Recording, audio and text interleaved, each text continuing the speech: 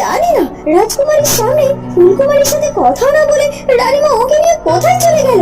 আর তাছাড়া ফুলকুমারীর সাথে তার কি এমন গোপন কথা আছে? না না না না, ব্যাপারটা তো আমাকে জানতেই হবে। এক্ষুনি এক্ষুনি আড়ি পেতে শুনতে হবে যে রানীমা আসলে ফুলকুমারীকে কি কি বলতে চাইছে। আর তাছাড়া রানীমাকে দেখে মনে হলো ফুলকুমারীকে নিয়ে বারান্দার দিকে গেল, আমাকে ওদিকেই যেতে হবে। তখন সেখানে দাসী চলে আসে। আপনি রাজপ্রাসাদে চলে এসেছেন? আসলে আসলে আমার কিছু কাজ ছিল, সেগুলো সে রাস্তায় একটু দেরি হয়ে গেল। আপনার কি ফুলকুমারীর সাথে দেখা হয়েছে? জটামার জাদু শক্তিকে ফুলকুমারীর উপর কাজ করতে শুরু করেছে? না না, এখন পর্যন্ত ফুলকুমারী দিব্যি সুস্থ আছে। ও রাজকুমার চন্দ্রকুমারীর সাথে সুস্থভাবে ঘোরাফেরাও করছে। আর আমি এটা বুঝতে পারছি না এখনো কেন ফুলকুমারীর কোনো ক্ষতি হচ্ছে না। ফুলকুমারী সুস্থ অবস্থায় আছে, এটা তো হওয়ার কোনো কথা নয়। জটামা যেটা বলে সেটা তো করেই সারে। আর তাছাড়া জটামার শক্তি সম্পর্কে আমি খুব ভালো করেই জানি, তার শক্তি তো কখনোই বিফল হয় না। কেন, তোর কি মনে হয় আমি মিথ্যে কথা বলছি, তাই তো? আপনি মিথ্যে কথা বলতে যাবেন কেন? কিন্তু ফুলকুমারী কি করে এখন পর্যন্ত সুস্থ আছে সেটাই তো বুঝতে পারছি না। হ্যাঁ, সত্যি ফুলকুমারী এখন পর্যন্ত সুস্থ আছে আর সুস্থ অবস্থায় ঘুরে বেড়াচ্ছে। আর রানীমা তো ওকে নিয়ে কিছু কথা বলার জন্য বারান্দার দিকে ডেকে নিয়ে গেল। আমার তো মনে হচ্ছে নিশ্চয়ই এর মধ্যে কোনো না কোনো একটা ব্যাপার আছে। আমাকে একটু যেতে হবে, আড়াল থেকে সবকিছু শুনতে হবে। আর তাছাড়া কেন ফুলকুমারীর এখন পর্যন্ত জটামার শক্তি কাজ করছে না সেটাও তো আমাকে। জঙ্গলের কোথাও তো রাজকুমার প্রতাপকে খুঁজে পেলাম না। এমনকি জঙ্গলের বাইরে লোকালয় তাকে খুঁজলাম, কিন্তু কোথাও তো দেখিনি। তাছাড়া এই অল্প সময়ের মধ্যে রাজকুমার প্রতাপের শরীরের যা অবস্থা, তাতে করে তো এতটা দূরে চলে যাওয়ার কথাও নয়। তাহলে কোথায় কোথায় গেল উনি? সত্যি এবার আমার বড্ড চিন্তা হচ্ছে, বড্ড ভয় করছে। আমি আর একটু দেরি করবো না, এক্ষুনি রূপনগর রাজ্যের রাজপ্রাসাদে যাব। আর সেখানে গেলেই হয়তো আমি রাজকুমার প্রতাপকে পেয়ে যেতে পারি। রাজকুমার প্রতাপের হারখানা যে তাকে ফিরিয়ে দিতেই হবে। এ কথা বলে পরি আর একটু দেরি না করে রাজপ্রাসাদের দিকে রওনা দেয়। কতটা সময় ধরে এভাবে বাইরে দাঁড়িয়ে আছি, আর কত সময় এখানে দাঁড়িয়ে থাকবো। তান্ত্রিক বাবা তো আমাকে ওখান থেকে তাড়িয়ে দিল, বললো আজকে নাকি তার শেষ সাধনা, আর আজকের মধ্যেই নাকি ওই অশুভ শক্তির কর্ণধারকে হাজির করা হবে।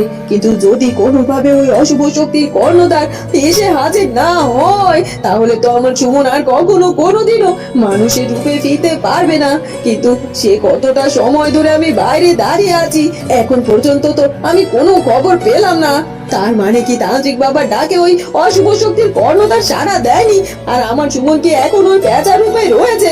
না না না, কিছু তো বুঝতে পারছি না। আমার তো বড্ড চিন্তা হচ্ছে কখন যে আমাকে ডাকবে। আমি যে আর এত দুশ্চিন্তা করতে পারছি না।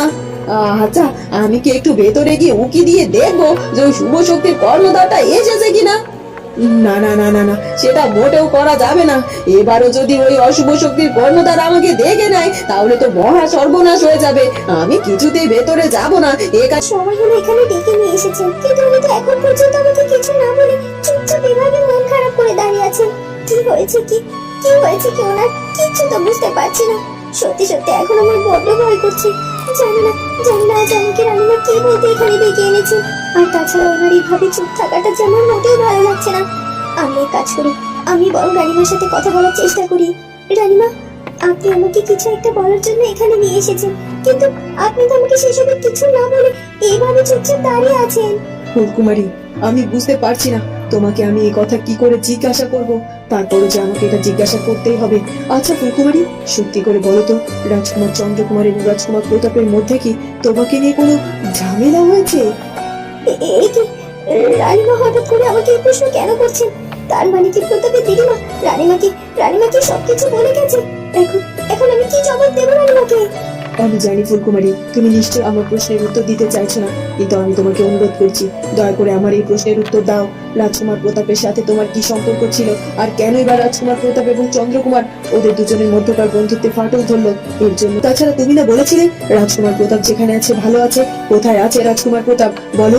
আমি তোমাকে ভালো ভেবেছিলাম তুমি অনেক ভালো একটা মেয়ে, কিন্তু শেষ পর্যন্ত তুমি কিনা দুই বন্ধুর মধ্যে এভাবে ফাটল ধরালে। তার মানে আমি তোমাকে বিশ্বাস করে ঠকেছি। না না মা, এমন কথা বলবেন না। আমি কোনো ভুল করিনি, কোনো অন্যায় করিনি। আপনি দয়া করে আমার কথাটা শুনুন, একটা বার বোঝার চেষ্টা করুন আমাকে। না না ফুলকুমারী, এখন আর আমি তোমার কোনো কথা শুনতে চাই না। আমি আমার কক্ষে যাচ্ছি, আর রাজকুমার চন্দ্রের সাথে আমার অনেক কথা আছে। এই কথা বলে রানী তাড়াতাড়ি করে সেখান থেকে চলে যায়।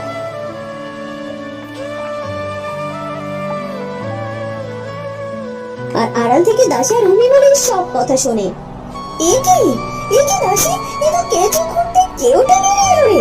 এখন তো দেখছি এই ফুলকুমারীর সাথে রাজকুমার প্রতাপের একটা সম্পর্ক আছে, আর এটা রানী বাবা মহারাজ কেউই জানতো না। আর এই জন্যই এই রাজকুমার প্রতাপ এই রাজপ্রাসাদে এসেছিল।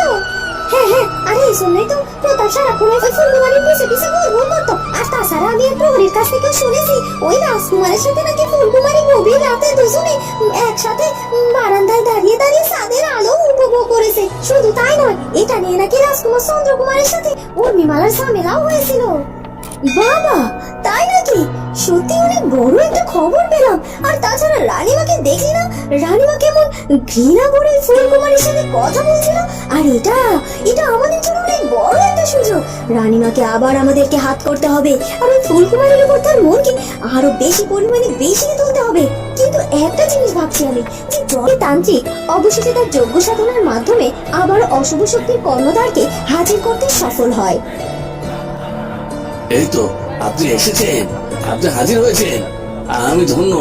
আমি ধন্য হয়েছি বাবা। একে তুই আবার আমাকে দেখেছিস? এত বড় সাহস তো! তুই বারবার কেন আমাকে এভাবে বিরক্ত করিস? আর কেন এভাবে আমাকে ডেকে আনছিস? ক্ষমা করবেন আপনি আমাকে এভাবে বিরক্ত করার জন্য। আমরা সত্যি ক্ষমা প্রার্থী, কিন্তু আমি তো অনেক বড় বিপদে পড়ে আপনাকে ডেকেছি।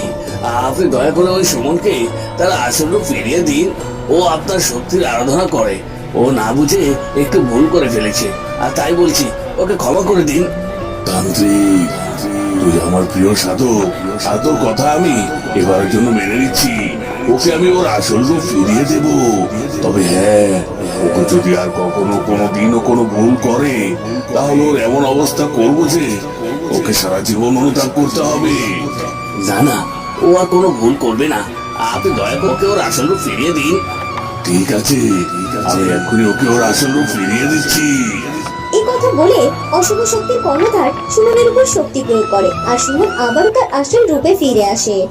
এবার আমার কাজ হয়েছে, এবার কি আমি যেতে পারি? অবশ্যই আপনি যাবেন, কিন্তু তার আগে আমাকে একটু সামান্য সময় দিন। আমি তো আপনাকে অনেক তপস্যা করেছি, সব সময় আপনার আরাধনা করে। ওদিকে ফুলপরি আর একটু দেরি না করে রাজপ্রাসাদের দিকে এগিয়ে যেতে থাকে। তখন রাজকুমার চন্দ্রকুমারও রাজপ্রাসাদ থেকে বেরিয়েছে। ফুলপরির সাথে তখনই তার দেখা হয়ে যায়। একই ফুলপরি, চুপ করে আছো কেন? আর তাছাড়া তোমাকে এমন চিন্তিত দেখাচ্ছে কেন?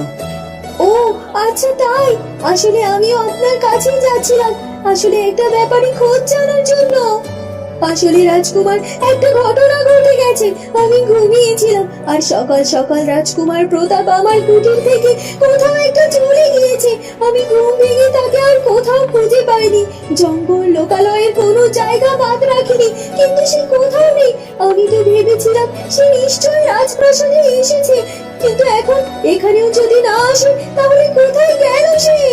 কথা শুনলেনই না, তিনি কিছু কথা শুনলেন আর কিছু কথা না শুনে এভাবে আমাকে ভুল বুঝলেন। এখন আমি কি করব? আমি তো কোনো অন্যায় করিনি, তাহলে কেন আমার সাথে বারবার এমনটা হয়? না, আর কোনোভাবে রানীমাকে কিছুতেই ভুল বুঝতে দেওয়া যাবে না। তাকে সব সত্যিটা আমাকে খুলে বলতে হবে। আর এটা শুধুমাত্র রাজকুমার চন্দ্রকুমার করতে পারবে। সে তার মাকে বুঝিয়ে বলতে পারবে। না, আমি এখনই রাজকুমার চন্দ্রকুমারের কাছে গিয়ে তাকে সবকিছু খুলে বলবো, আর তাকে বলবো সে যেন মাকে সবটা বুঝিয়ে বলে। এই কথা বলতেই হঠাৎ করে ফুলকুমারীর শরীরটা যেন খারাপ লাগতে শুরু করে। হঠাৎ করে আমার মাথাটা এমন যন্ত্রণা কেন করছে? বড্ড খারাপ লাগছে না? এই কথা বলতেই হঠাৎ করে ফুলকুমারী অজ্ঞান হয়ে মাটিতে পড়ে যায়, আর দাসী আর উর্মিমালা সেখানে এসে হাজির হয়। এই দেখুন, আমার তো মনে হচ্ছে ছোটা মায়ের সাথে কাজ করতে শুরু করেছে ফুলকুমারীর উপর। ও কেমন অসুস্থ হয়ে মাটিতে লুটিয়ে পড়ে আছে। দেখুন, আমরা সফল হতে পেরেছি মনে হচ্ছে। বন্ধুরা, কি হতে চলেছে এরপর সেটা জানবো আমরা ফুলকুমারী গল্পের পরবর্তী পর্বে।